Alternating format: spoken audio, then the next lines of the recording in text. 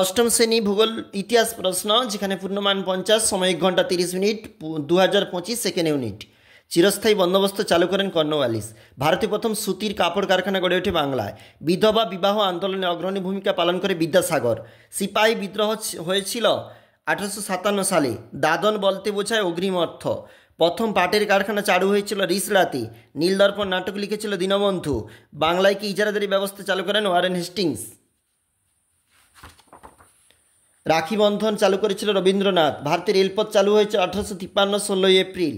ভারতের প্রথম governor general Lord William Bentinck. Mahalwari বন্দোবস্ত চালু হয় উত্তর পশ্চিম ভারতে। দেশের সম্পদ বাইরে চলে গেলে বলে সম্পদের বহির্গমন। স্বামী বিবেকানন্দ শিকাগো ধর্ম সম্মেলনে যেখানে বক্তৃতা দেন 1893। নীলদর্পণ নাটক লিখেছিল দীনবন্ধু মিত্র। এগুলো রয়েছে 2 নম্বরের জন্য, আর এগুলো রয়েছে 3 নম্বরের জন্য। অবশ্যই দেখবে।